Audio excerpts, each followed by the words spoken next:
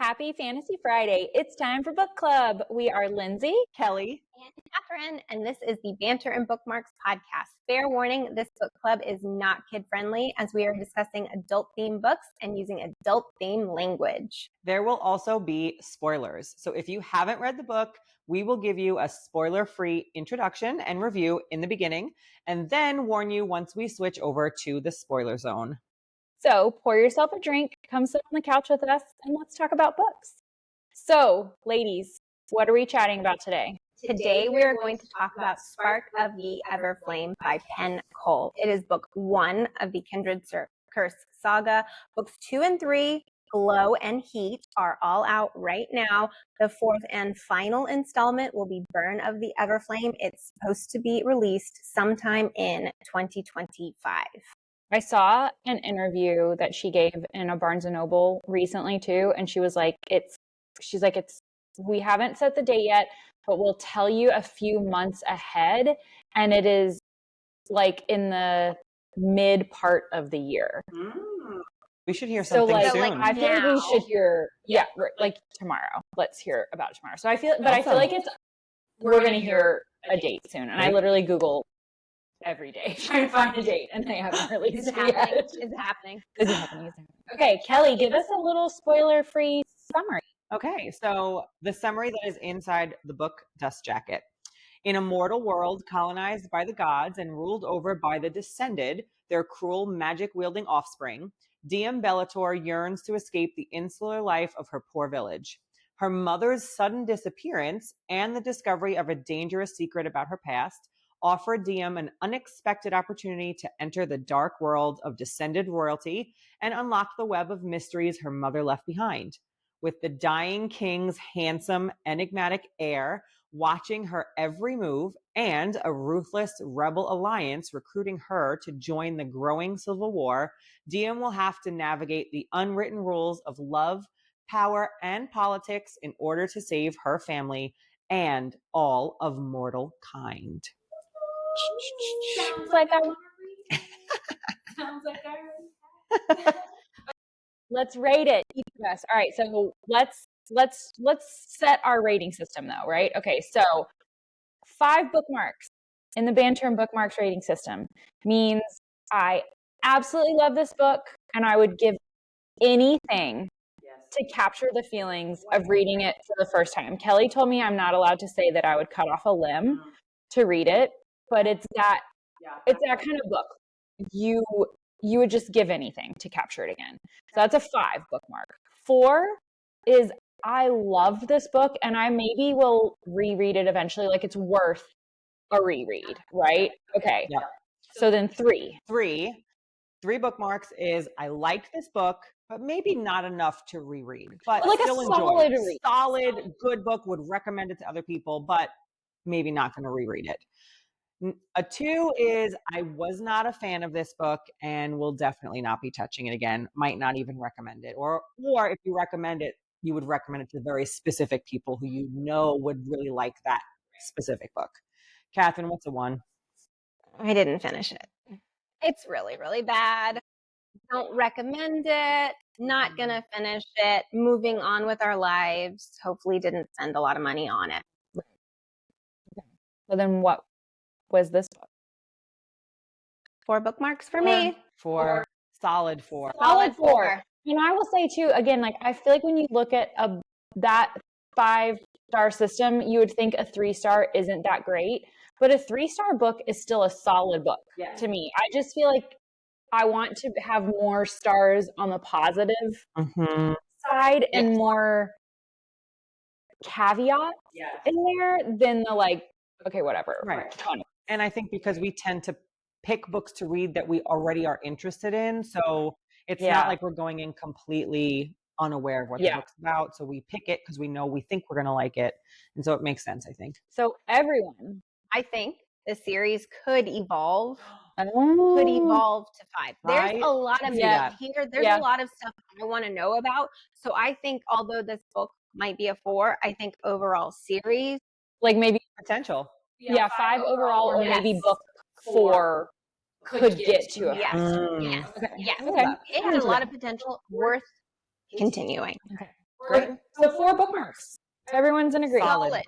Solid 4 bookmarks. Good job, Penn Cole. Beautiful cover, beautiful artwork. Yes. I do actually like the cover Yeah. a lot. And Even without the without- dust jacket on. So It's beautiful. If you can see, I'm not sure if it comes gorgeous. out, but it's gorgeous. It's so pretty. Okay, so everything else from this point may include spoilers from book 1. So if you haven't finished the book, pause, come back and join us when you do. So at this point, we're only going to talk about book 1. Yes. We'll go into theories to talk about book 2, but everything is just book 1. No Okay. spoilers for No later spoilers. in the series. Okay, but spoilers for book 1. So go away. Go away. Bye. See you soon. And then welcome back. Okay, so our cast here. Yes. All right, so we'll outline kind of the most important people. So DM Bellator, she's our FMC, our female main character. She is born a poor mortal nobody, right? She lives with her mom, her dad / stepdad. We know that he's not her biological father. And she has something kind of odd about her, right? Yeah. But I guess we can talk about spoilers. Yeah. So True. But we're going to get into we'll it. get into it. We'll Okay. get into Yeah, it. yeah. But she's our main character. Yeah. Yes. Yeah. Okay. Then we have Teller Bellator, which is her younger brother.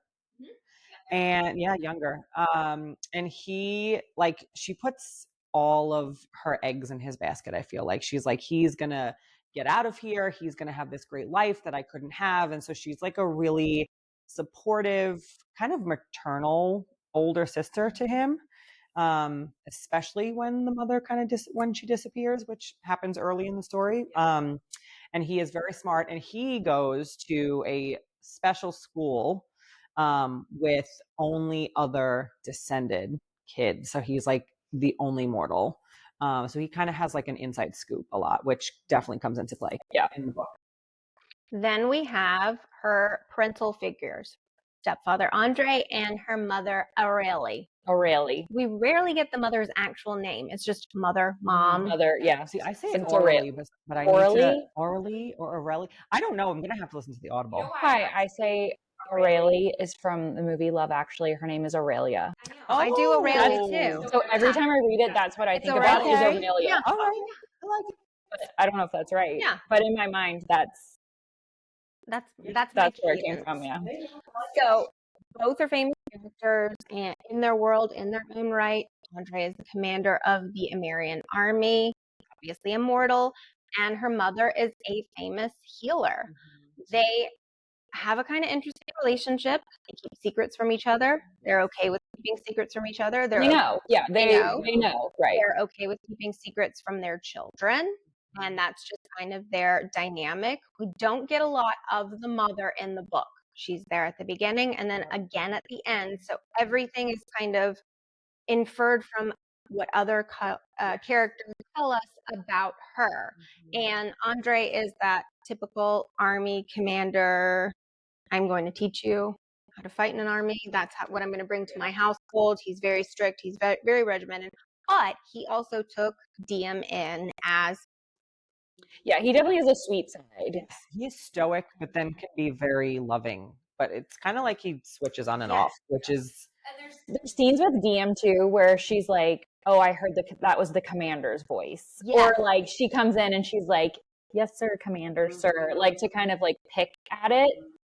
But yeah, their relationship is really cute. Yes, I have a soft spot for their relationship for sure. The end of the book, I was really sad. I know it was rough. About They had some how rough spots. the book ended between the two of them. So Who else do we have?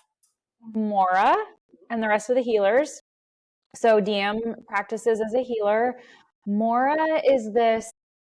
I see her like a grandmotherly, old wise figure. right? Yeah. Like old wise figure in her life. Like I know her mom is recently gone. I do find it interesting because I think Mora reads as if the mom has been gone for a lot longer, in my opinion. Okay, I like that. And that she has become kind of like a maternal, or I guess grandmotherly role. Present, but maybe not acting as the mother. And that's what Mara has kind of become, Right. a surrogate mother. Exactly. And then there is a kind of cast of other healers too. So you see Diem within the healers, and we watch her healing, you watch her interact with the other healers, but obviously Mora is kind of the main healer there. And I think she's kind of the boss. Yeah, especially Too, with right? Yes, I think so. Especially with the mother gone. Yeah, I Oh, wonder. I don't know. I've never thought about that. I wonder when Mom was still there. Mom was the healer to the king. So that's true. I think Mom So was. then Mom was. But Mora was like her second in command. Yeah. Absolutely. Yeah. Okay. Makes sense. Yep. All right. Then we have Henry. Poor sweet Henry. I don't know about Henry. Henry is Diem's childhood BFF that they seem to like recently have started a little love fling. Puppy love. Puppy First love. But it kind of feels like proximity. Like, well, I guess we do love each other. Yes. Are they in love with each other?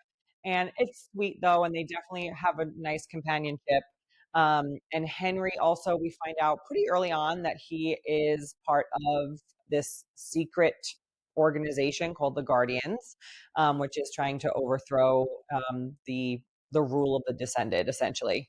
And the Guardians of the Everflame. Yes, Guardians of the Everflame. Because I feel like that, with our title and everything, I feel like the fact that they're Guardians of the Everflame is important. They don't say it a lot. That's true. And I kind of wonder if the author does that on purpose, where he leaves out the word Everflame so that we aren't constantly thinking about the Everflame. They're just the Guardians. Yeah.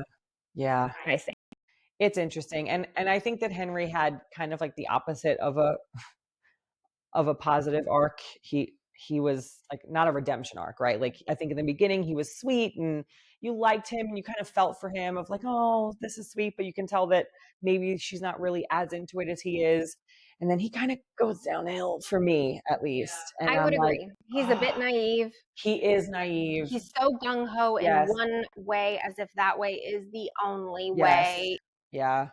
And man, when they had their conversation about like what their future life would look like, I was like, Henrietta, have you paid for this? And it really upset me. So Kelly, you're not going to work. You're going to stay home with the baby. No. Yep. So I do think it's interesting. I think that Henry and Teller for Diem are interesting bookend characters. Oh. Because I think that for Diem, like Teller gives her the Descended side of the story and of life. He goes to Descended school, he has Descended friends, and then Henry is the opposite. He is a Guardian, he is pro-mortal, and so I think that Henry and Teller have very purposeful places in Diem's view of the world, and it'll be interesting to see how it evolves like as books go on with the information that Henry gives her and the information that Teller gives her. Yeah, because they're both kind of partial to one of, or giving a soft side of one. Like she's getting the soft side of the Descended from Henry. I mean, from Teller, excuse me. And then Henry is really kind of going in the opposite direction where like you can't stay neutral. So it's, and I feel like they both give her the right amount of information, whereas in if she didn't have the two of them kind of pushing the other one's side, I feel like we wouldn't. Yeah, we would know the amount. The information that we know would be really different. So I think they're so purposeful. It's so smart of the author if that was her purpose. I'm going to assume it was because it's genius, but it's so smart. Yeah. So okay, Luther. Now, yes, we have Henry. Luther is the love interest. Yes, for I'm sure. just going to say it. He is the love interest. He's Descended. Mm-hmm. He is assumed. He's hot. So hot. He's a shadow daddy. Love a shadow daddy. Oh gosh, he's hot. Did we mention he's hot? He's tall. Do we get a lot of his height? I don't remember height mentions. Yeah. In my mind, he's large. And larger Diem than says life. that she's tall and she's not used to being so tall. short around other people and when she's with him. Is she tall? Yeah, she's tall. She's tall for a mortal. She's tall. She describes herself as not being tiny. So I picture her as like tall, like maybe 5'10", 5'11" for a female, Yeah, like I don't remember her well built, like description. athletic. It's early on. Yeah. She's not like skinny, like poor, leafy. Like you're not like, how can she get all this stuff done? To me, I think of her as like healthy, strong. Yeah, can hold her own. Luther. Fellas. It is assumed he is going to be the future king of Lumnos after his uncle, King Ulthar, dies, because the amount of jokes he made with Ulthar Ulthar and Luther. because he wields both shadow and light magic, the magic of Lumnos. He does both, not one or the other. But, and we're going to talk about that bonus chapter, but setting that one aside, I digress. I do feel like he seems a reluctant leader. He would be good in the role. He's very commanding. He's very intelligent. All of the court politics he knows, but he doesn't necessarily want to He's be been the groomed king. to take it, but he doesn't want it, right? Yeah. I think he could take it or leave it, kind of thing. To me, to me, he feels more neutral, but I can see that he's like, meh. And the most important point, he's hot. We don't like that name. We don't like the name Luther. It's not Luther. It's of all book boyfriend names. I know. It's on the low. It's low on the low list. on the list. But what is personality? No. Because his personality, I see a lot of promise with him. Yeah. The shadow daddiness is just. And so the other kind of side character too here, though, is the king, who we don't see a lot in the book because he's unconscious. He's still alive, but he's unconscious. He's dying. Yeah. But I feel like his background role is so important because it's throughout the whole book. It's, I think from very early on, Teller says, oh, everyone assumes Luther's going to be king. So the whole book, we're just waiting for the king to die. And for Luther to become king. Right. So he's not talked about a lot. We do have scenes with him and important scenes with him, but he's there. And then we have Lily, Princess who Lily. is Luther's little sister and Teller's crush. Yeah. Did we say crush? Crush. Right. Crush is appropriate. Friend. Absolutely. Friend. They're definitely friends. And I think they crush on each other too. Yeah. Oh, it's reciprocated. It's so cute. Yeah. And so cute. non-judging. I'm descended, you are mortal. That's which fine. is an important point too, because not common. It is not common, and mortal and descended cannot have children. No. So there's a law. Yeah, there's a progeny law. We get into a lot of world building. Yes. When it goes into that, which I know Catherine I is cannot so excited to talk about. Well, before we get there, I feel like there's one other character that we have not mentioned. Saray. That's true. Saray the Gryvern. Our magical being. Our magical being. That's true. We are very much dragon fans here, but we love magical creatures. And Saray, we'll figure out how to pronounce her name. I'm Saray. I'm Saray because my name is Lindsay Ray. Yeah, and it's the R-A-E. R-A-E, so I say Saray. Saray. And she's just she's fierce. She like protects the castle when they go in, and like that whole scene when Diem is like, I'm drawn to her, and I already love their relationship, and I think seeing their relationship at the end of the book too, like when everything happens, she's going to be big to me. I think in the series. Interesting creature, head of an eagle, wings of an eagle. Yes. Yeah. Almost a dragon, scaly bit here, lion, body with a tail, but then the front hands are that of an eagle again. Claws. Yeah, let's see if we can see it, but we have it here on the map. Yeah. Right up at the top. We think that this right here is a Gryvern. Here we are. So it's an interesting, she's majestic.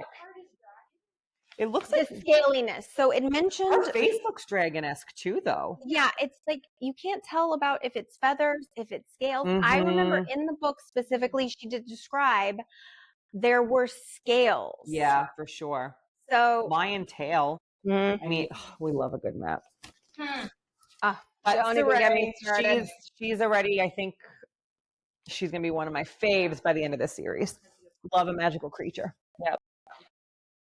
I know. Catherine's so excited. Do it. Tell us about the map. Tell us about the world. Do it. Start us off. My favorite thing about fantasy, world building, lore. Give me a map at the Give us a beginning map. of Give us a the book, and I am ready to strap on in. Let's go. So let's talk about the beings in Let's this do it. world. Okay. We have the kindred, the descended, and mortals. The kindred are the original 9 sibling gods that left their world a millennium ago in favor of the mortal world after the violent destruction of their own world. That's all we're given so far in book 1. The violent destruction of their world. They fell in love with mortals in their own realm and chose to abandon their eternal youth and bind themselves to the lives of their mortal lovers rather than watch their mortal lovers age and die. So, as of this book, all of the kindred are gone. They've already died. We are not aware of any currently existing kindred. Okay. They're deities. They're deities. Yes, Right. God. Right. People pray to them. Exactly. Yes. Then we have the descended, the children of the original kindred and mortals. The original kindred intended for their children to usher in this era of peace. But 1,000 years later, that's not working out too well for anybody. Certain realms have banned mortals altogether. Talk about those in a minute. In DM's realm in particular, Lindsay, you mentioned the fact that any children of descended and mortals are forbidden. And the current king, Ulthar, had a policy of killing all the children that were born of descended and mortals. They did this because they found their power was diluting as they interbred with Keep the pure mortals. blood pure, right? Yep. As pure as you can. Yep. The descended are described as uncommonly beautiful. They have excessive strength, strong skin, impervious to any mortal weapon, and magic. In fact, the only weapon that can pierce their skin is Fortosian steel. Now, the descended magic is limited to their natural realm. They can only wield their magic in their realm. If they are outside their realm, they cannot. And then the king or queen descended of a realm is chosen because they are the strongest in that realm. Then the mortals. Do we know that that's in every realm or just in DM's realm? The 2 magic? No, that's how they're chosen. That's how they're chosen. It is.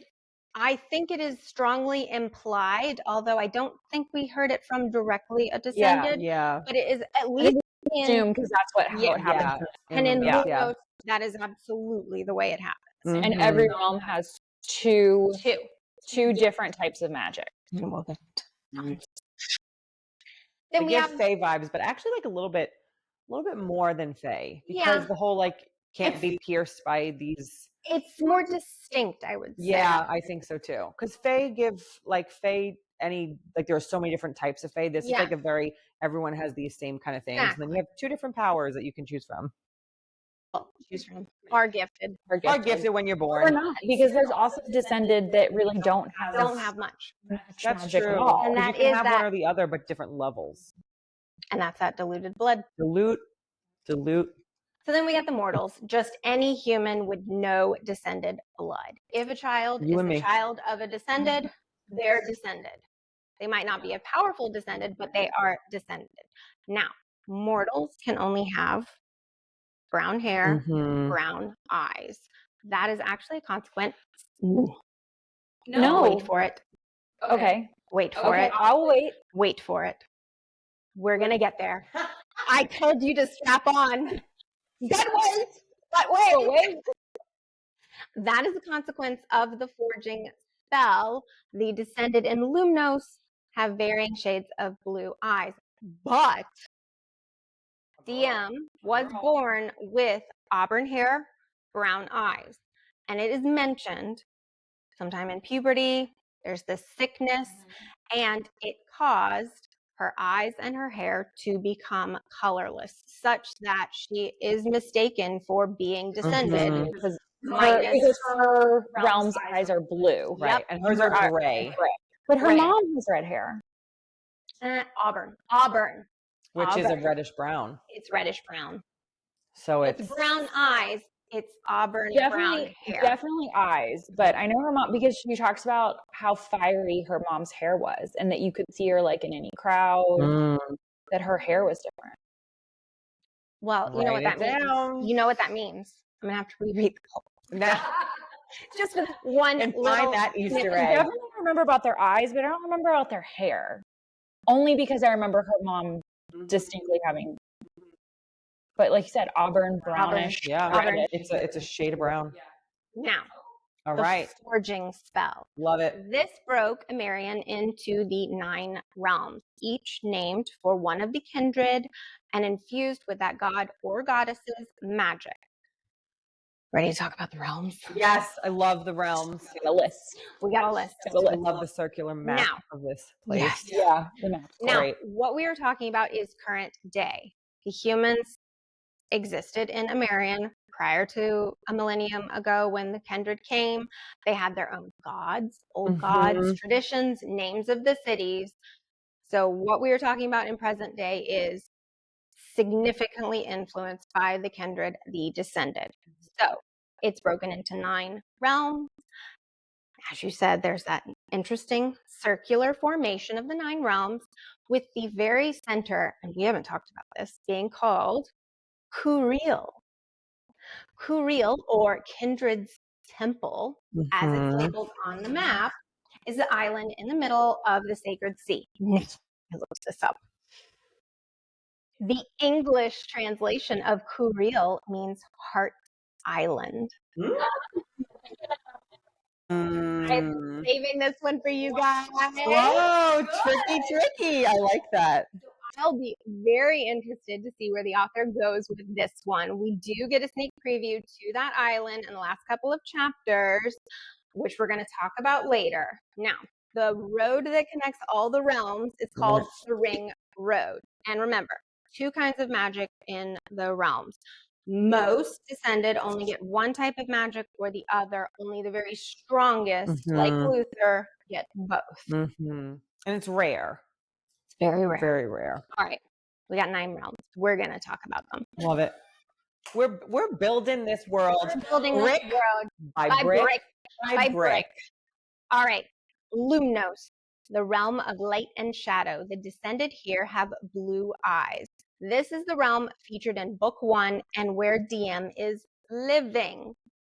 I say living because it is highly implied she was not born in Lumnos. Yes. Throughout most of this book, it's assumed Luther will be This is her home. It's her home. Yeah, this is her home. Right. It's assumed Luther's going to be the future king. So I'm going to keep a tally on my fingers. DM's been to this realm. She lives here, right? All right. Fortos, realm of force and valor. The descended here have red eyes. This realm is right next to Lumnos to the south. It's known as the realm that supplies all of the Amarian army. It's where her stepfather and her mother met. It's also the realm where the female descended are gifted with healing magic, while the male descended all get the power to kill. Quote, they can make your body decay right in front of their eyes. There have only ever been kings in Fortos. It's also one of the few realms where descended will choose to travel to, knowing their magic does not work outside of their home realm in order to be healed more than what a mortal healer can do in their own realm. DM has been to Fortos.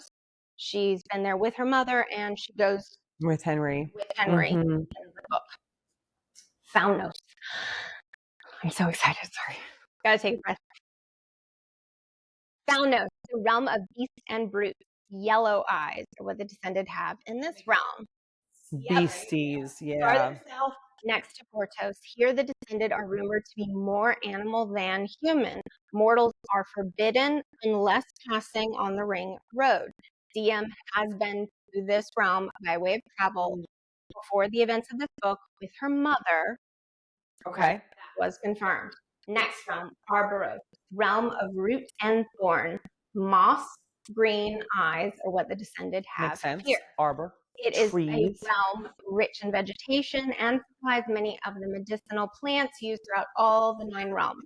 DM has been to this realm with her mother prior to the events of this story. Okay. Igneos, the realm of sand and flame. Flame in sight, how they describe the descended eyes in this interesting. realm. Sun-scorched desert land. This one is completely off limits to all mortals, even those traveling on the ring road. DM has not been to Igneos. So they can't pass that way? They have to go all the way around. You can go by boat through the sacred sea. Like the old telephones where you have to go all the way, and then you Yeah. go all around. Okay, I see. You go through the Igneos. sea. Interesting. Okay. Is the sea like open territory? It is open. You right? can like yes. you can travel. And I'll anywhere, mention right? that in a second. This Okay. is open. Yes. Okay. Totally fine to go through this. I have my book open. I feel like I'm in English Because class. it has Yeah. a map. All right, Umbros, the realm of mind and secret. The descended here have black eyes. It is the only realm where mortals and descended are welcome without restriction. However, the career paths are of the more unsavory variety. Okay. Spies, assassins, courtesans, opium dealers, and the like. So the fun realm. Sure. Sure. You go for fun. This is the Vegas of You might Vegas. find this less fun. This is the only realm Courtesans. where the descended do not even like the queen or trust her of Umros because she's known to kill equally the mortal and the descended in her realm in order to shore up her It's own. evil. Okay, cool. DM has not been to Stay away. Okay. Meros, realm of sea and sky. Gaze to match the vengeful seas. Descended have a dark sea eye color. Okay. This is a realm for all inter-realm trade of legitimate wares. It has been mentioned that DM has traveled via the Sacred Sea to this realm prior to this book. Okay. She's been to Meros. Sophos. And realm, that is basically like Meros and Right Sophos across. are straight Right across. across. Yep. Yep. The furthest you can get. Okay. Sophos, realm of thought and spark. Rose eyes will be the death of you. Is Rose. how they describe the descended of this realm. This realm is open to mortals, but by invitation only. In fact, DM's brother Teller is hoping to eventually be invited to study in Sophos, one of their lauded universities there. DM has never been to this realm and would only be able to go if her brother were invited to study here. Now, it is implied and later rumored that the mortals that come to Sophos never leave. Yes. And once they complete their research, they are then experimented on themselves by the descendant. Now we get to Montios, the 9th realm, realm of stone and ice. And the biggest realm. It's huge. Mountainous big realm, violet stone to match their gaze. The descended here have violet eyes. This realm is just north and right next to Lumnos and is forbidden to all mortals, although DM and Henry snuck across the border when they were young to see the famous Lavender Mountains. She has been to this realm. This realm is home to the secretive nomadic descended that live in caves, mountainous rocky terrain. So 9 realms. DM has already been to 6 of them. She hasn't been to 3. Igneos, Umbros, and Sophos. Okay. I'll be honest, I don't remember that amount of detail from just book 1. I'm just a little bit of a lore whore. I love it. But like I remember because I've read She's cheating. We said we're not going to do that, and a certain someone did. And all of that is true. I don't remember that much detail being in just book 1. Like I guess I just wasn't paying close enough attention to all of the mentions of things. Tell right? you the realms too in the very beginning, but But it's all not of as detailed. The things are like where she's been and where she hasn't been. I don't remember that And it's being in this book. it helped form one of my theories. We're talking Yes. about the very end. So this became so important. I was like, I'm digging You gotta into do the this. research. I gotta Yeah. dive. We gotta discuss these realms, Mhm. everything about them, just to make sure my theory holds Is water. holds water. Yeah. You know what it sounds like to me is in the districts in the Hunger Games. Yes. Like how it's broken up Yes. and they each like provide something or Right, yeah. yeah, they have like different goods or different exports. They rely on each other. We Right. can't And like live yeah, without like the they other. although they do yeah, exactly. They have to have something from the other ones or It's true. they all provide Land, something to the kingdom as a whole. trade. Yeah. I mean, Portos supplies where an army is needed. Portos supplies that army And the to the other seal. realms and the seal. Mhm. Yeah, it's very similar to that. I think it's also important to mention that you talked about the old gods. The mortals still, I don't know if I would still say they worship them. Would it be outlawed and banned? It is outlawed, but I think that they Yeah. secretly, Yes. that is where their religion lies, Yes. is with the old gods. So the gods that existed in the land before the 9 kindred came Yeah. down. It would be really interesting. The kindred, they have to be real. They're the children of kindred and mortals Yeah. are the Mhm. descendants. They exist. Do the old gods also exist? Are we going to be introduced to them? Are they more than just a religion? Are they Mhm.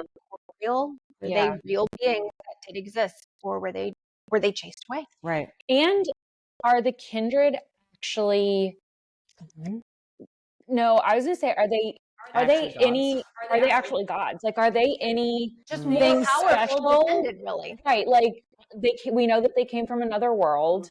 So maybe they have some sort of strength or maybe they're bigger or whatever that made them seem more powerful. But Yeah. were they? I mean, I guess if their descended div had these powers, Yeah. then the original kindred must have had those powers. And but to then the mortals, they're gods. Right. Yes. Yeah. But are they truly gods? And are they the only remaining kindred from their Right. world? Why were there only 9? What happened to everybody else? And Did they happen to be truly- siblings.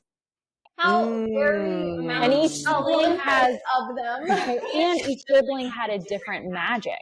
Right. So if you think about the way that the descended work, where if you're part of that line, you are going to get that magic. So why did the kindred who are siblings and all related all have different magic? And then their children and their descended only got that one branch of magic. Mm. Right. Was that on purpose? Or is that actually not true?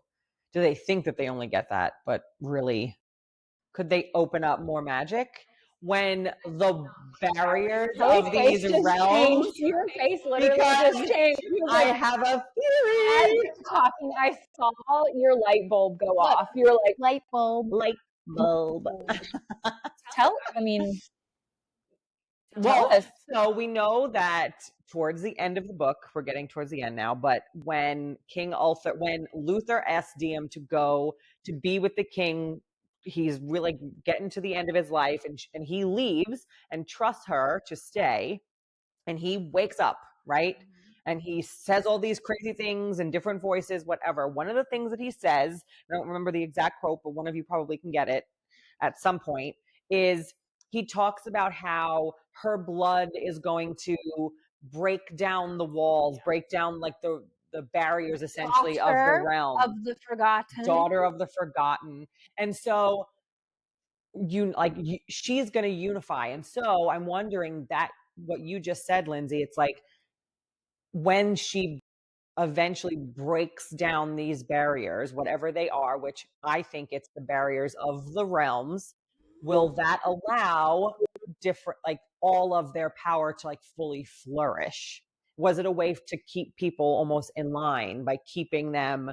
Is there some kind of magic in the realm that prevents you from actually accessing your full well of power? Because we know it's the forging still. Yes. That's what divided it. That's what limited. Right.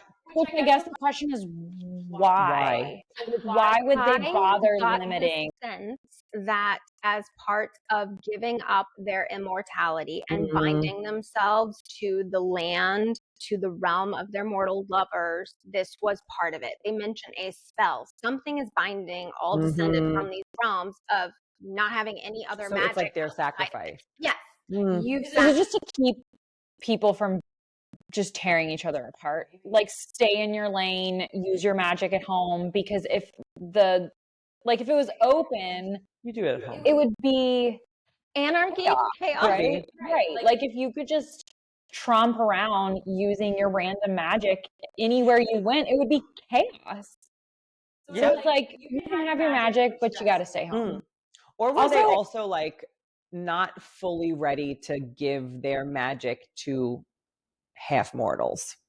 Like, was there any part about them that was like, yeah, unity, but also But maybe they also not? wanted their children to usher in this era of peace, which I find horribly naive. Yeah.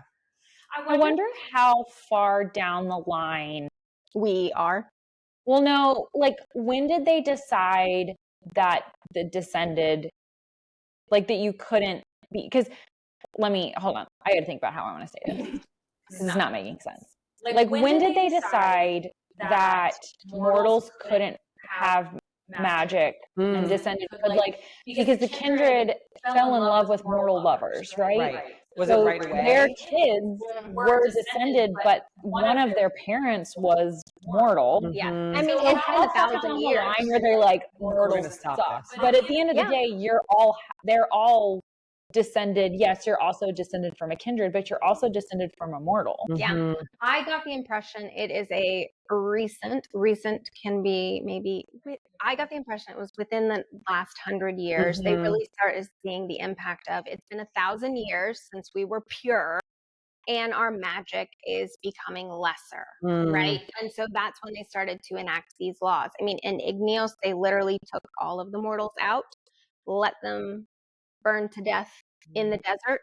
So I get this kind of they're culling their rank of the mortals at this They're point. starting to These are panic new about their policies. power, maybe. This Lemnos one is a new policy of forbidding the children, of Was killing it the children, ulcers? and it was Ulther's policy. So, and I think they've said something. He's been the king for less than 100 years, but it was his policy he enacted. So, I don't think that's true. which one?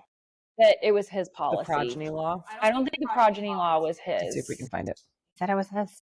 Really? Because then we get the inferences from Luther that there are things of his uncle's policies he did not agree with. That's true. Right. That is That true. yeah, that is true. Okay, so then let's go back. Let's go back. While I look up the progeny laws Yeah. and see if I can find it for us. So Diem, like you said, had a mysterious sickness when she was younger. She lost all of her coloring. Yep. Right? She's got snow white hair Mhm. now. Want me to talk about the sickness? Sure. Want to go into it? Yes. Love a good Yes, sickness. me too. Let's talk about it. All right, Diem's sickness. So, as a child, well, I shouldn't say as a child. Around puberty, she goes through this sickness. So she's born with auburn hair and brown eyes. After the sickness, she has lost all color from her hair and her eyes. Her mother has told her also she has to take this flame root powder.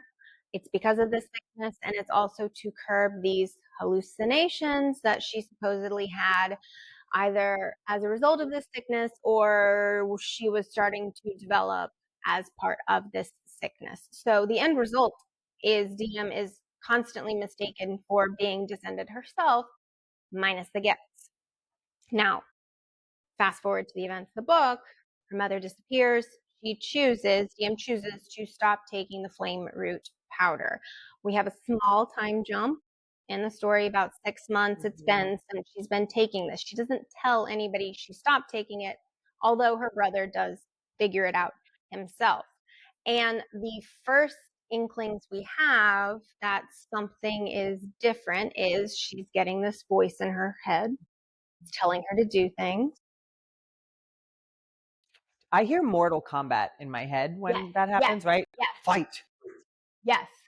Mortal Kombat. Anyway. Yes, exactly. That's exactly. And that fight. She's hearing it, but she thinks, okay, this is because I stop taking the flame root powder. And she's very conflicted. Should I start taking it again? But eventually she throws it all away into the sea. She doesn't know how to get more. And Right. she goes, nope. No. And she doesn't know. Nope. She goes,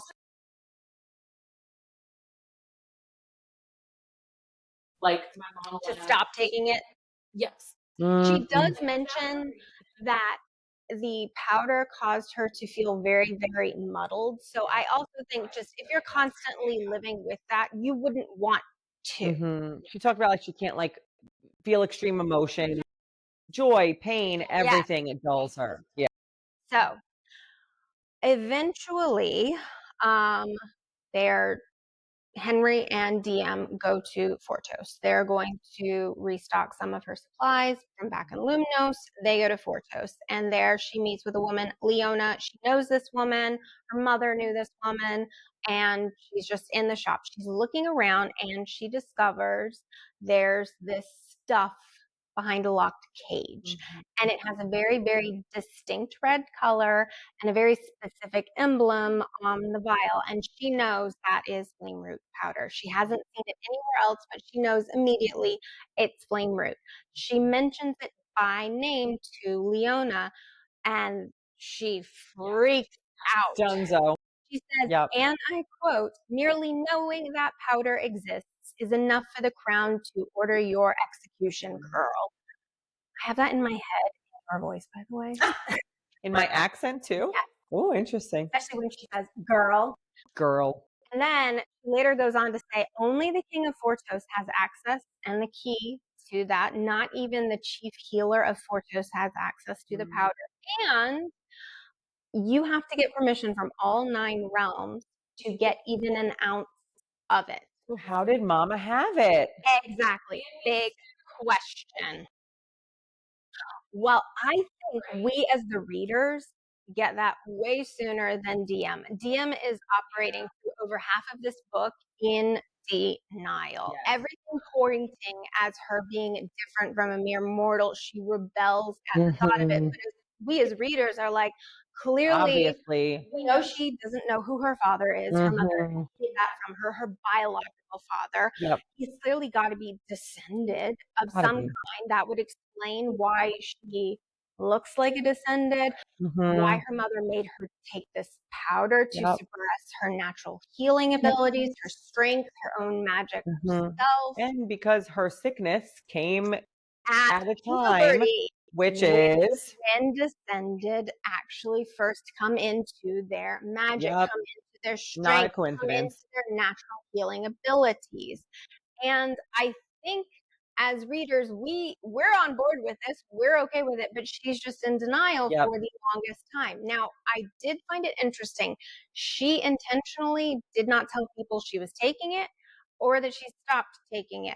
She doesn't mention it to anybody else. So Henry doesn't know about it. And even when she's working with the Guardians, I thought Henry knew. Nope. I looked that one up. He doesn't know. Mara doesn't know. Yeah. Yep. He doesn't know it's flame root powder. Something. He takes something. Yes. Okay. But what I mean that makes sense. Doesn't tell Henry it's flame root powder. She also doesn't tell him what it has done to her, because think of this. Henry is in the Guardians. The Guardians hate all descended. Yes. She makes the point of not making that connection for the Guardians, that flame root powder clearly suppresses descended abilities. I mean, think about it. She was off of it for 6 months, and it took that long for her ability to come back. This thing is going to come up again later in the series. I mean, once mortals become aware of it, something that can curb the effects of descended, curb their power, bring them on an equal playing field with mortals. That's got to be the reason. This information is going to come out. Because it's not the only thing that could hurt them now. It's not just the Fortosian seal now. You have flame root powder. So do the descended have lesser magics? Like, we know that they can all heal to an extent, even though there are Fortosian female healers who, it's Fortos, that had female healers, and they can heal major injuries, but they can all heal minor injuries, right? Yes, all all equally descended. in And that can they heal one. themselves too, or are they those type Oh. of, or is that not Like this someone lore? else has to heal you? Yeah, like if you get a cut, do No, they they heal. Think about quickly? when Quickly. when she was attacking that descended The in the guard. back alley, that guard, Yes. she attacked him with the Fortosian steel. So she does penetrate his skin. However, he heals immediately because there was not enough time where the blade was in him to cause him permanent damage. He just Yeah. healed immediately from it. So they have other lesser magics too? I can't remember I how think much. they described it more of their magic is diluted, some more than others. Some people, their magic is simply a party trick. Some people, like Yeah. Luther, their magic is Significant. Right. a lot. Right. But either way, it's always tied to their realm Yeah. Still and tied to their their realm. kindred. So I wonder what happens if two descended people from different realms. So they have not brought that up. in Have the a book. child fall Right? in love. Like where would you live? Because one of you would have to give your magic up. Right. I'm not giving my magic up. Nope. Unless I have a party trick. Right? Well, and that's true. I guess if your magic doesn't matter. And what magic would your child get? I guess the more powerful, we assume. I get the impression that the king controls his or her, king or queen just controls their subjects, right? They would control the movement of their descendant. Right. And you have to remember, the descended from the other realms don't necessarily like descended from these realms. The Queen of Umbros will happily kill everybody to And make do the sure crowns she's agree? powerful. We also don't know that the crowns agree on things. So Right. like one may allow a different type of descendant to live in their realm, but another one might not. I think that's all leading to the conflict of the book, right? The descended are trapped in their home realms. Right. The humans are trapped by their persecution Mm-hmm. from the descended. It's all building. The 9 realms have got to collapse. They have to. It's coming to a head for and sure. We know this is jumping ahead, but when she goes to visit the king, let's look at some of this wording because I feel like it's so important. Sorry, I'm flipping here. I gotta find it. So she's left alone with the king, just the two of them. She knows the king's about to die. And he basically, he talks to her, he grabs her, he's lucid. His voice at first says, so let's pick out a couple of these things that he says. They told me you would come for me. Who's they? They told me your blood would shatter our stone and lay waste to our borders. That's the quote I was looking for. Lay waste to our borders. Your blood would shatter our stone and lay waste to our borders. Then his skin began to light with an unnatural glow. Floating an inch above his head, a circular form took shape. So that was the crown that came out. And then the king gasped, his grip on me tightening. I am not afraid, devourer of crowns, ravager of realms, herald of vengeance. And then something unearthly and unmistakably female, so his voice changes and says, give him our gift, daughter of the forgotten. When the end has come and the blood has spilled, give our gift to my faithful heir and tell him this is my command.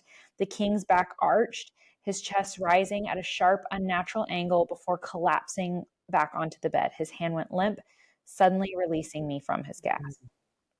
So, not dead yet. So I feel like there's some big things in those pages. His little nicknames for her: Devourer of Crowns, Ravager of Realms, Herald of Vengeance. So clearly he knows because that was him. That was before the voice changed. So clearly he knows who she is. Yeah. They told me you would come for me. Who's they? Who's they? Yeah. What is it? The kindred? kindred. Mm. So do we know that Lumnos, yes, because it's mother, Yes. right? Mother Lumnos. Yes. Or isn't there another thing they call her? Like Blessed Mother? Blessed Mother? Yeah, something like that. But we Is know it it Blessed was Mother? a She kindred referred to her as Grandma goddess, but it was Lumnos a at one point, Lumnos. didn't Yes, she? but it was a woman. A Their woman. kindred was a woman. Yes. So do we feel like it was the Blessed Mother Lumnos's voice Yes. that was coming through the king? Yes. I think so. So then she said, give him our gift. We don't know who him is. Luther. That's We my don't guess. know. My guess is Luther. Daughter of the Forgotten. That When was the end has interesting, come, though.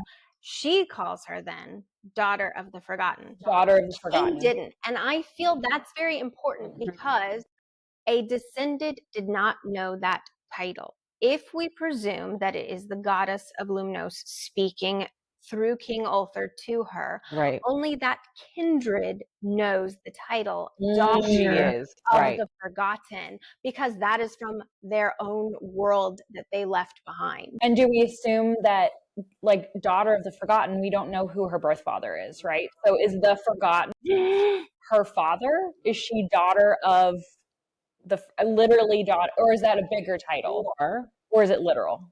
Is it, and we've talked about this off camera, but in Mama's POV chapter, there is a point where there are these 9 different things, and then there's a 10-pointed star.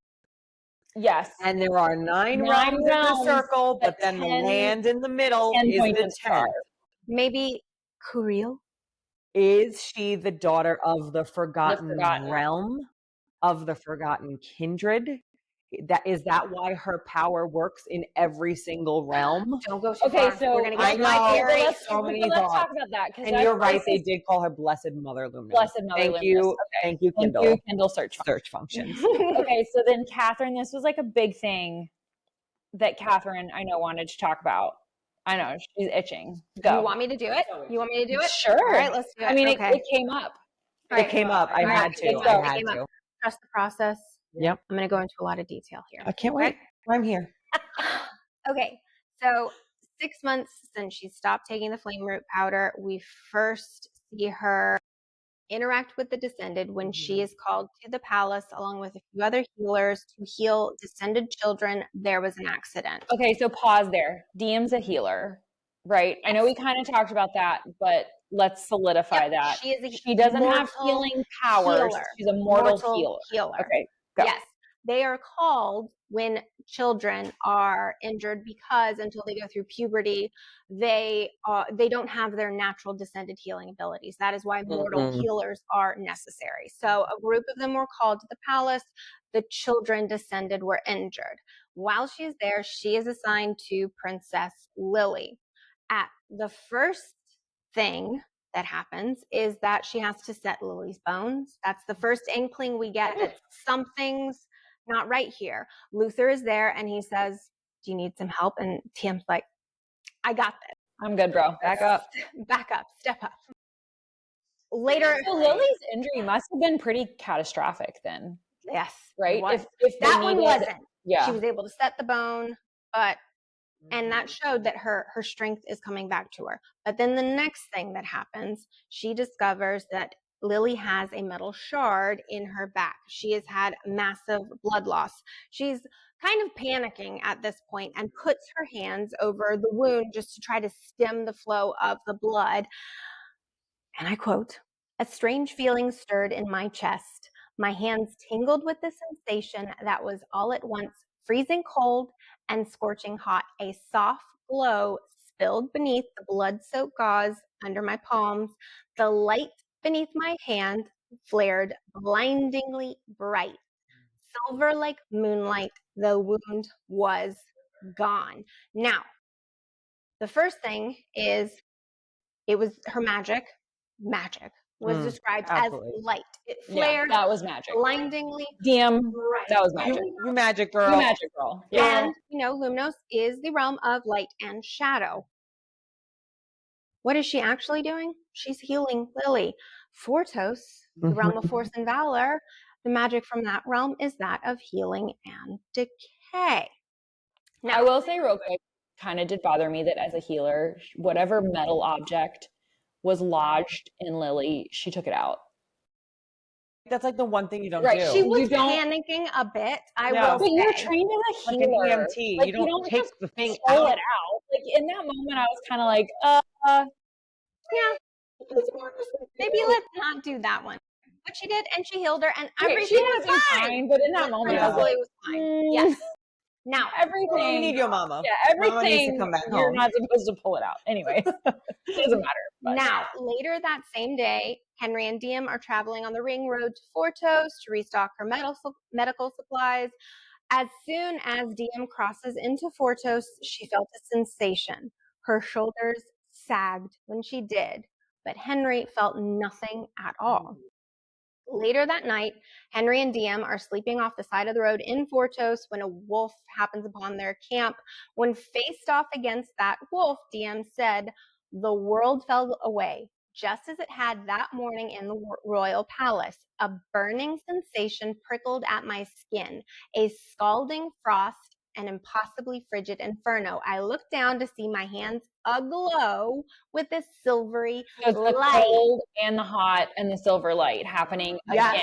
Okay, I'm with A you. blinding flash glowed red, followed by a soft hiss. Hanging in the air was a cloud of ash, a million particles floating like delicate snow to dust the glittering black stone fragments now scattered across the forest floor. The wolf was gone. Now, again, we see the use of the word light. In both instances, she described a silvery light, but she in Fortos also described a blinding flash glowing red. It's interesting that Fortos is the realm where the descended eyes are red. Just don't know if there's any meaning there, but it was interesting, that little detail of the red. There's a lot of use of color Yes. in this book. Now, yeah. She described seeing that blinding light flashing red. And I also want to highlight, as you just mentioned, right, this feeling in both instances of cold and hot. In the palace, she felt freezing cold and scorching hot. With the wolf in Fortos, she felt scalding frost and frigid inferno. Freezing cold, scalding frost. I had a thought. Scorching hot, frigid inferno. I don't think this is connected at all, but the parallel is really interesting. After she kisses Luther, she makes a point to say she thought he was going to be cold, but he is an inferno. Like, I remember her saying I'm pretty sure she says, but Luther is an inferno. We're talking about light. We're talking about temperatures. Yes. All of this. Yeah. And again, it might not be connected to power. I feel has meaning. But the parallel language is really interesting. All right. Now we got two things to talk about. Okay. Diem's magic appears to reflect both the light shadow magic of Lumnos, particularly with the author's use of the word light in describing the healing process of Lily and Lumnos and the destruction of the wolf in Fortos, right? In both instances, she describes a silvery light, but she also describes a glowing red in Fortos. But the literal actions of her magic is she appears to heal Lily in Lumnos, and she literally heal her the with wolf magic. in Fortos. Right. Yes, Heal with magic. I feel like that's an important distinction. Yes, she healed Princess Lily with magic in Lumnos, but she literally destroyed the wolf in Fortos. She turned the wolf to ash. Remember, Henry said male descended only in Fortos can make the body decay right in front of their eyes. We know Diem eventually becomes the queen of Lumnos. So how can her magic appear to reflect that of both realms? And the second point is that Diem clearly displayed her magic, her true descended magic in Lumnos when she was healing Lily, but she also displayed it in Fortos. Which is not supposed to be able to happen. So how can she display it in both? Now wait for the mic drop. It's about to drop. We're ready.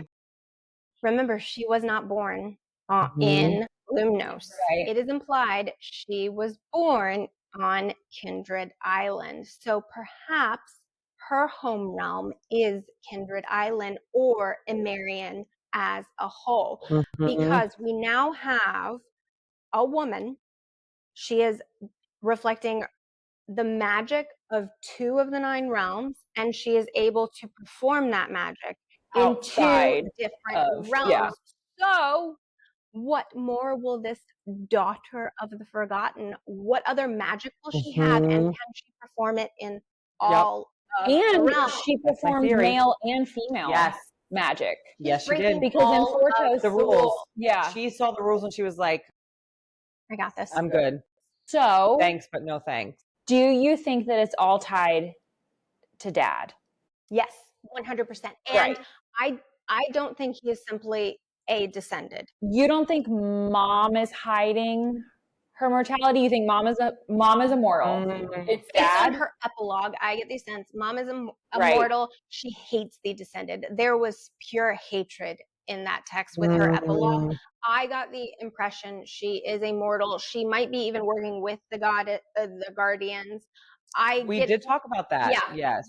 I get the impression that Biodad, I don't think he's descended though. I think he's something else. He could be Kindred that was trapped on Kindred Island. Was he the 10th sibling that they... That 10-pointed thing that you mentioned. Or was he their dad? Maybe that's why she has Daughter all the of sibling the magic. Forgotten. I also think, yes, I also think that I was leaning for a while into, is the mom more powerful? Is she fully mortal? But I think the scene, because it is so, I feel like she stays a lot in that scene. I think it's on purpose. When DM sees the woman that helped her get away in the beginning murdered in the street with her son, because her son is the son of a descendant and immortal. I feel like all of that emotion and all of that like pain that she felt, I think it was a parallel to her own mother's experience and why her mother left the way that she did and why she never met her father, because this woman who was killed by the guardian was like trying to hide this child from the guardian and be like, no, this is my child. I love him. And the mom, and I think it's a parallel story. And the mom hid her and the father was something more. I thought descended, but now you're making me think he's even more than that. You think the mother's actions are justified. That is your take on the mother and all of her actions. Yeah. And I mention that because when you mention the mother defending her child, I completely agree. Because she is defending a child. DM is in her 20s. She is a healer in her own right. She is a grown woman, and her mother still kept secrets from her. The biggest secret I could not believe her mother did is her mother taught her the word flame root powder, which if she said to anybody, could have why did she tell her what it was really called? Right. That's a good point. I hadn't thought about that. That's a really good point. Death through ignorance, really. So, and she doesn't tell her who she is, like who she is, where she comes from. I'm okay with a child, but I know. I got a negative perception towards and with the mother for keeping this many dangerous secrets from her daughter. I feel like we're going to learn that there is more reason for it, either in a positive or a negative. I think we can go to there are justifiable reasons why she had to keep these secrets, and that when we realize why, we'll be like, okay, it makes sense, even though it was shitty to keep these secrets from your adult child. I understand why she felt she had to do it or why she actually had to do it. I think on the other side, it could be maybe mama is like not as great as everyone thinks she is, and there's something deeper and darker going on there. So maybe it won't be justified. Maybe we'll be like, you're terrible. Absolutely terrible. Right now we're kind of neutral, and I'm leaning towards, I could see how this would be a potential, and I feel like the author is leaving it open for us to feel that way. Well, and I feel like that's why we get the epilogue. And I will say, lights a fire in your belly, that epilogue. Yeah. Well, and I was telling the girls before we started recording that I've read, I'm like she's 60% show off. with into book 3. Tells us we And can't read the today, book, reads the book. I know, and then I read a book. Today, I started thinking about the epilogue chapter specifically and was like, okay, well, now that I know a little bit more, I kind of want to go back and reread the epilogue. So I read it today, and there's still so much in there that still doesn't make sense to me. Like, there's a couple of things that I was like, oh, that. Like, I kind of made the connections, but there's a lot in here that, as far as I am into the series, is still not answered. Yeah. And here's something we didn't mention. So when she started joining the Guardians, the way they describe, no names, the way they describe them is father and mother. They implied there was this higher up mother, the woman who's She's actually in off charge. doing mysterious business elsewhere. I think we were strong. It was strongly implied that is Diem's mother. I also wonder, or it's a red herring, but they want you to think it. The author is setting up the mother to be the ultimate bad guy, the leader of the mortals against Diem, who is almost this kind of unifier of the descended and the mortals. She grew up for all intents and purposes as a mortal. She's now being thrust into this descended world. She's seen both sides where descended kill innocents and guardians kill innocents, right? She might be this, this devourer of realms, right? Yeah. But the mother is clearly an angry person, hates descended. So I wonder if the author is setting up the mother to be this villain for us. She either needs to destroy, or she needs to convince in some way or another. But like, what a powerful, if that is the case, what a powerful villain to be like, oh, this is my mother who I love and I trusted my whole life. But to your point, I feel like it leads back to what you're saying. Like, is what she's doing justified? Or will we finally learn, oh no, you're just awful. You're terrible. And the author's making us feel things about these characters very strongly. She's giving us characters that are very multifaceted. It could go either way with them. They're not one note, I am bad. Everyone, there's shades of gray. Yes. Morally gray. I love that. Moral gray. We don't know people's intentions. We don't know if they're good or bad. We don't know what is good or bad. Where do you draw the line in a war? And I just love that the author is kind of creating this conflict. And especially, I just like the idea of a mother-daughter conflict. I think that is, it's not done very often. It would be great to read about. In a fantasy world, I think we assume that the big bad is a big bad. And what if the big bad is your mom? Oh my God.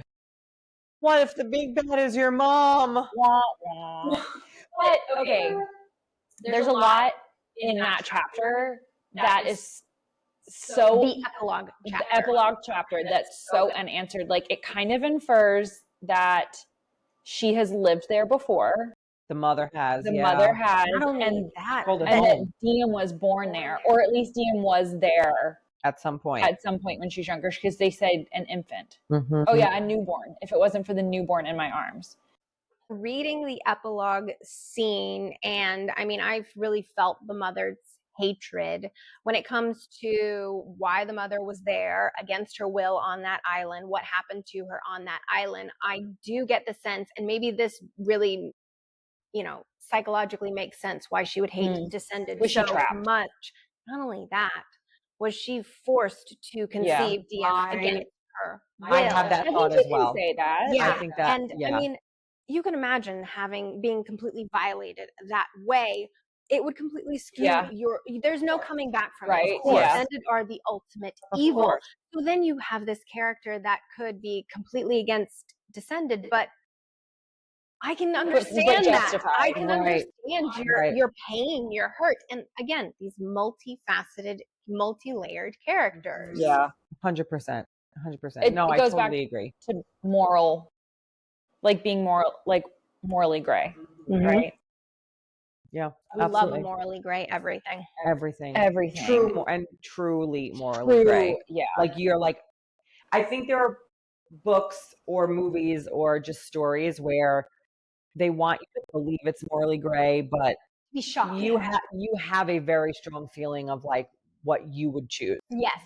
In this book, there are multiple situations, I think, where I'm like, oh, I can kind of see both ends of this. And I think that's the point. I love right? that. Yeah, right. I love that. Like Yeah. each side might believe in what they're doing Mhm. and it is right for them and their situation, but does that mean that it's right for everyone? Right. Like, and especially since there is such a divide in the people between descended and mortals, like of course the mortals are going to feel like they're owed more, and of Right. course the descended are going to feel like, because they talk a lot about, or not a lot, but I think Teller, especially, we get in a glimpse of that, of like what descended life is like, Right. and they can't mix with mortals. And so I think they're like, to me, it's like they're conditioned, Oh, right? of course. In a certain Yeah, they're way. Think brainwashed. about when she's in a test for the Guardians, she's tasked to go to that descended house and she sees that little boy and she sees how his father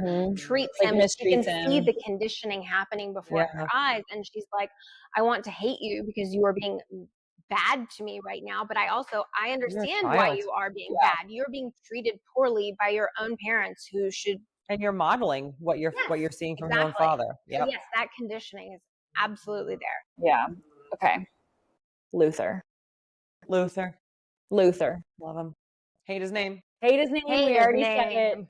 Terrible. Terrible Luther, name. though. But you know what Terrible. makes it up for him when he says things like, and I quote, Tell me. "Let me die with the taste of you on my lips." Our lips collided and I was lost. Gone. Whoo, that's a good one. Yep. That's a good one. Is that in the bonus? No. that's Okay, the kiss. so this is interesting.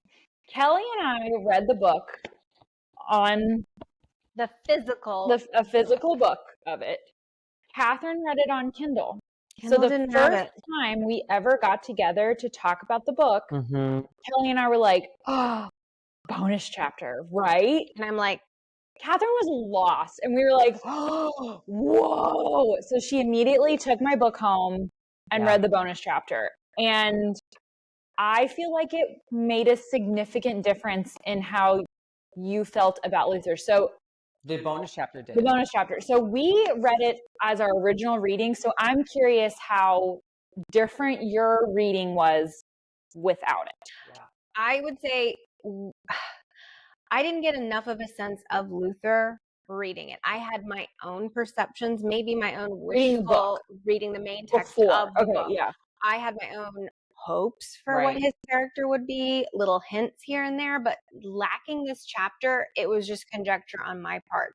When I got to read this chapter, he was everything I was hoping Yes. he would be. It reinforced he doesn't want to be king, reinforced he doesn't mind if he's not king, Yeah. and it reinforced that he is going to support her. Yes. Yeah.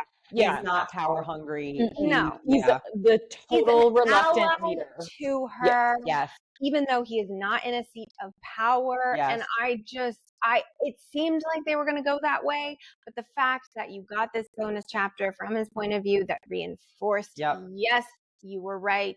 You Yeah. inferred it all correctly. Yep. I was just so happy because I just like the idea of, I like the idea of him supporting her. So Mhm. without the bonus chapter, your feelings going to fall in love Because with think him. about the way it ended for me is I get an angry mother, justifiably. Right. I'm left with an angry mother and all of these Yeah. questions. Whereas the bonus chapter left me all warm and fuzzy and Yeah. happy and just really, really excited for them, like Yeah. moving. them. Because at the end of the day, there's a touch of romance in this. I mean, most of it is the fantasy. It's It is the romantasy, world. yeah. But we wanted that touch of fantasy. And I think given this is going to be a slow burn, you wanted something to be like, the uts is there, the feelings are get why. there. Right. You need to leave the end of the first book knowing why. Yes. Right. Knowing that he's the one. Yes. Right. Because it's the one that very he's worth obvious it. that it's It's not poor Henry. You said, I can't remember if we were on the podcast or not, but you definitely said the author loves Henry the most. I saw an interview that Henry is Penn Cole's favorite character. Henry is my least I was favorite. a little shocked when I saw that of the whole series. whole series. All right. So Well, I guess up to come on, into redemption 3, arc. because 4 hasn't come out yet, All right. and it was a recent interview. Wow. All right. I mean, doors always He's open. like my least favorite. He's my least favorite. character. I He's mean, annoying. Yeah. He's annoying. Thank He's you. a little I'm glad annoying. you He's said a Yeah, little he's annoying. He's a But little it does bit- make you wonder, Will he have an arc? will he have a redemption arc? Is she planting that seed that there Mhm. is something more important than what we have seen from him? And is that why you liked him? It's not like you met him and were like immediately, oh, he's so annoying. Right. You met him and you're like, oh, he's sweet. You didn't get the like, oh my God, yes, this is it. But you were like, oh, he's sweet. He Yeah. cares about her. So maybe that's why you needed that, so that we can get to a redemption for him. I don't know. He was, of all the characters, he was the most one note for me. And that's, I think, the reason why I don't like him. Like, if he Yeah, had I would made agree me with that. feel Yeah. more than just he's a silly kid who hates Descended, if there was just something more there. And I mean, we got a little taste of him witnessing the death of Immortal at Descended hands, but really, they've all Yeah. experienced that. That doesn't give you something special. He was lacking depth for me. Mhm. So add to that his, what I perceived as annoyingness, Mhm. his naivety. Yeah. But don't forget too, he's young. That's They're true. what, 24? I know. 24. He might 24? be showing our age here, ladies. Yeah, we might be. But this is mean to say, but he's the boy that you leave behind in the town you grew up in for Absolutely. the guy that The you Luther, yes. the big bad with magic. Yes, and it's like he's great in his little town, and you would have been But that's it. fine with him, but Yeah. that's it. Yeah. I Yeah. also think the other thing about the Luther bonus chapter that I really liked is I feel like it gives us a glimpse into his family life. Yeah. Like, we meet his cousins, we kind of see a little bit of back and forth, and up Yes. into that point, we always assume that It's just Lily and him. and they're cold Yes. and Yes. they don't have those relationships. And again, we probably would have learned that in book 2, but I think it left book 1 on a high note, not only for Diem and Luther together, but Luther just as a person in general. His cousins. Right. It's like his generation. Like maybe his parents and his uncle and all these other people are like maybe they're these terrible people, but there's like hope for the future generation if he's close with his cousins and they have fun banter and Yeah, they like, right. you know. And he implies he does not like all of the policies Right. of his uncle. But then that was also really interesting that he can hate certain policies from his uncle, but he also recognizes all his uncle has done for him. So again, that gray area, Gray. he can still love his uncle for what he has been for him, Mhm. while still hating some of his actions. Yep. And I just love the grayness. So great. So great. Okay, so the one kind of, I feel like, big thing we haven't really talked about yet is Diem's actual crowning. Yes. Like, that moment of magic. I love So it good. that she was with When her she got brother. into the sky, the light coming down to Yeah. the hand. I loved it that she was with Teller. Yeah. I think it was And he absolutely recognized I adorable. love that he was the one who was He's like, like, oh, you have you're a the crown. queen? But again, it goes back to what I was saying in the beginning of like yes. Henry's role in her life and Teller's role in her life. Mhm. Like, Teller is her connection to the Descended. Yeah. There's probably not another person that she would have been with in that moment that would have said, that's the crown. And like, right. he knew it right away. And She not wouldn't have seen be it on mad. herself Yeah. either. She might Right. have realized what was on her Oh, head. that's another thing too that was confusing to me. So she took the crown and a beam of light shot out, which I did realize later, but that's what's happening here on the inside. So smart. Didn't put it together, obviously, when I started reading it. But then in the mom's epilogue chapter, a beam of light came from where she was. Yeah. Did it come from the mother, or did it come like she was The on source. the Kindred Island? Yeah. What was it? Kindred. Kuriel. But what's Kuriel. the translation you said? Heart. Island Heart Island? Heart Island. Island Heart, something like that? But it's called, Anyways, yeah, Heart Kuriel. Island. Heart And the Island. Kindred's temple is where she was. So do we assume that the light came from the Kindred's temple? I believe so, because I remember the mother looking at it, not it originating from her, but from her seeing this light on the island. Because I think she mentioned the location of it. She's like, I had just been there and this light is coming from there. And then she sees this other light shining. So I don't think it came from Mama, but I think it might have was come. at the source. She was at the source. Yeah, it has to, because it's like, this is Kindred Island. It's passing the crown from one to the next. So the question though is that so if she could see DM's light, then everyone on the circular kingdom could have seen Luther saw it. the light coming from the Heart Island. So that's something interesting you mention there. So think about when she went to Maros, right? Looking at the map, you're like, well, you would go right by the island. It's mentioned how it took really 24 years to find it again. So I find it, but go back.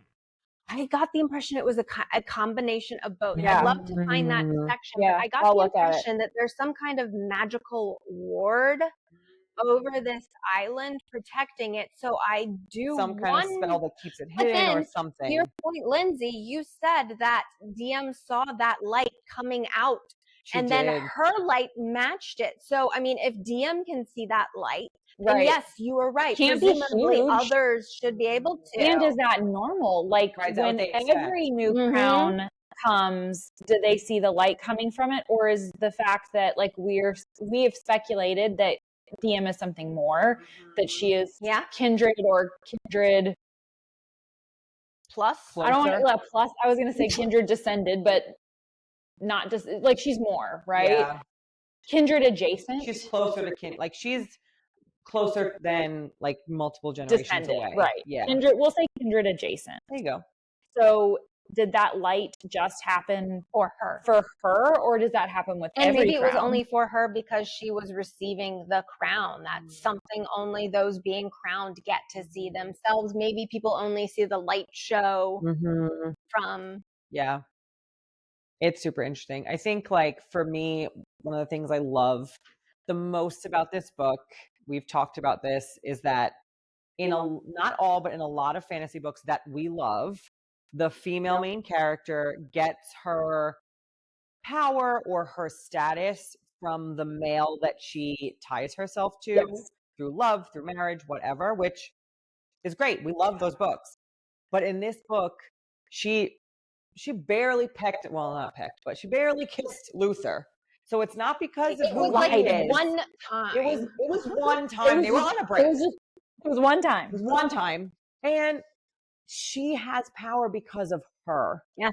And based on his bonus chapter, he's going to support her and not fight her. And I love that she is the queen of her own accord, of her own power, of her own blood, not because of who she married and who she fell in love with. And I freaking love that. And because remember, the crown is chosen based on the most powerful one. So not only is she not getting her magic from Luther, it's her own right.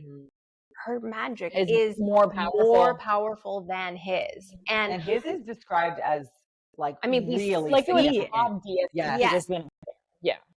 Like no one I even love that too. I like that. It's a nice dynamic. It's a nice dynamic where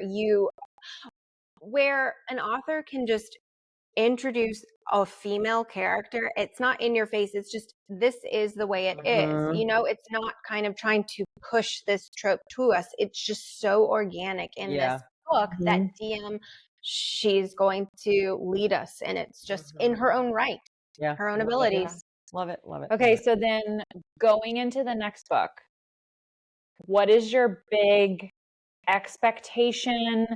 Where do we think the next book is going? So I guess, what are thoughts? Yeah.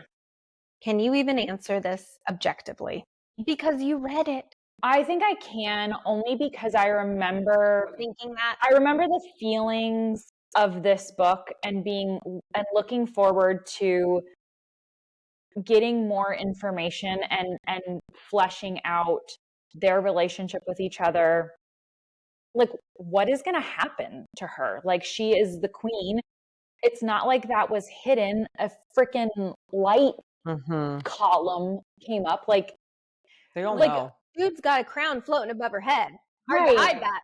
Right. Like, and people saw exactly where it was coming from. Like, I love that the author did that because we can't hide her power, right? Like, if the light hadn't come up, or if it wasn't like this, I picture it as like an ethereal kind of like Levitating light thing. itself, right? Not like a crown, but Right. like a light. Like a ghost crown, right. kind of. Yeah. Crown to match the realm.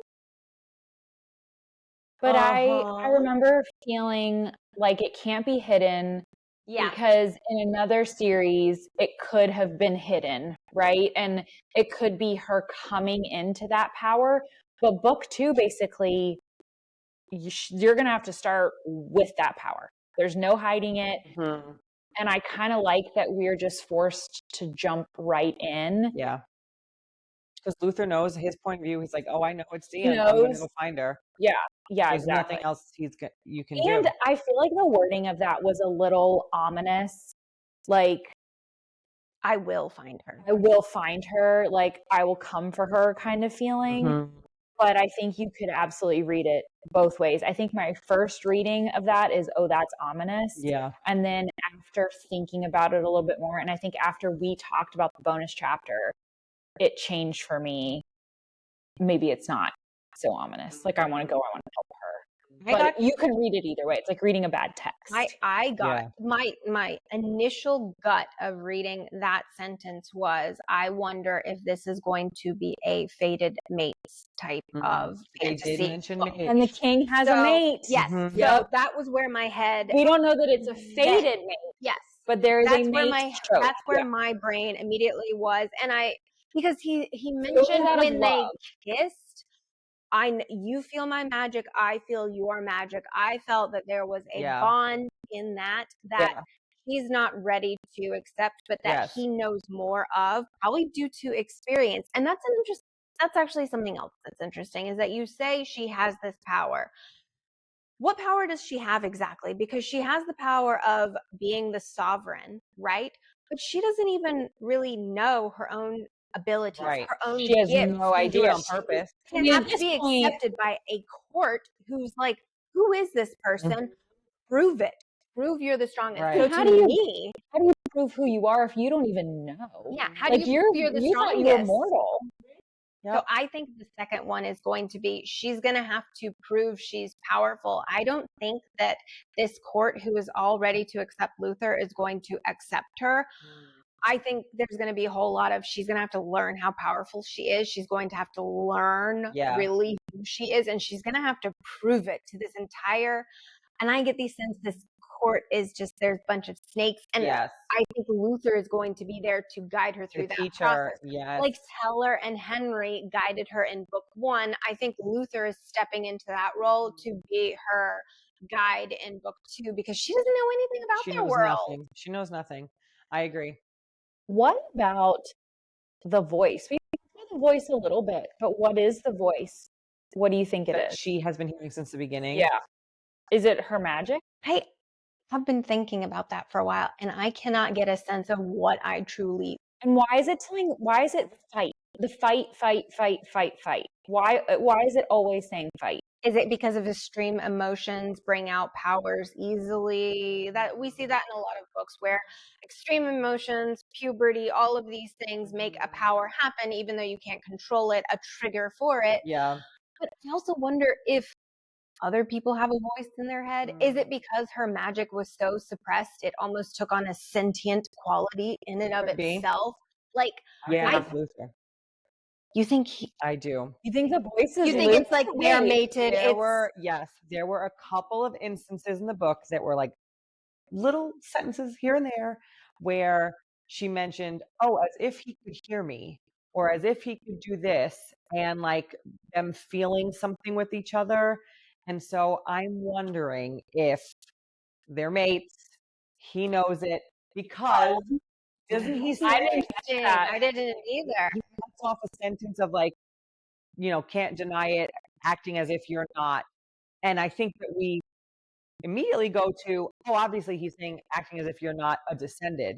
But what if it's like a double entendre, and it's like, oh, act as if you're not descended, but also act as if you're not my mate, and that I don't feel you, and that you don't know that there's a invisible thread somehow.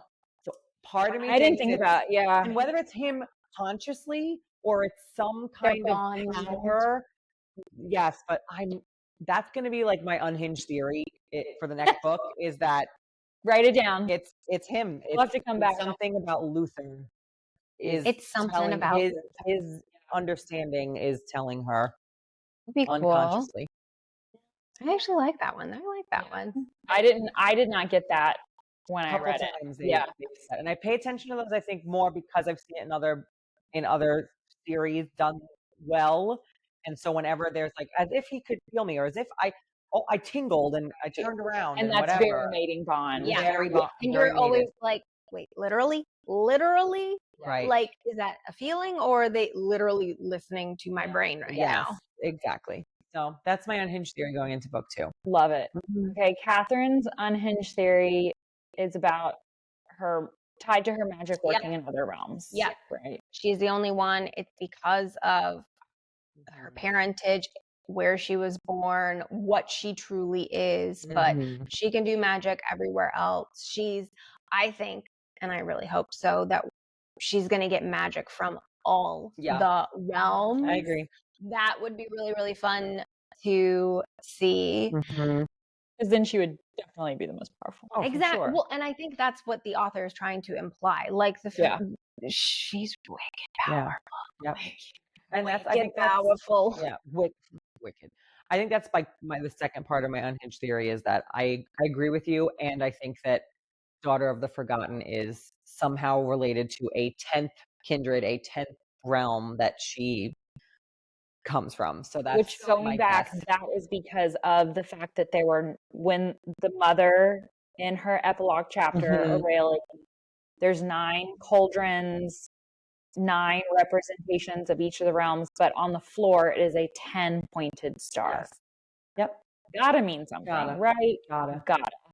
I You think don't so. throw those numbers in there and those They always specific have when you're on meaning. a Yes. Yes. 10th piece of land, and so that's where my 10th theory piece goes. of land. 10th piece of land, the 9 realms, and then the 10th one in the middle. What if it's a caldera, volcano, and it will rise from the depths and we will all be one? Unhinged. And on that note, Lindsay, what are your final thoughts? I can't give them That makes sense. because I know too much. Like I said, I remember my feelings going into the next one, but I don't feel like it would be fair for me to give. They wouldn't be authentic anymore. They've been influenced. Also, again, I'm a really bad liar, and so I would sit here and look at the camera like, no unhinged theories from Lindsay on this We'll one. get them in the future. Yes. Awesome. So, all right. Well, then let's wrap up this 4 bookmark book all around. 4 bookmarks Solid. all around. Solid. All 4. We're all so excited to read the next one, to keep going in the series. So there you go. Join us next time. Bye, guys. Bye. Bye.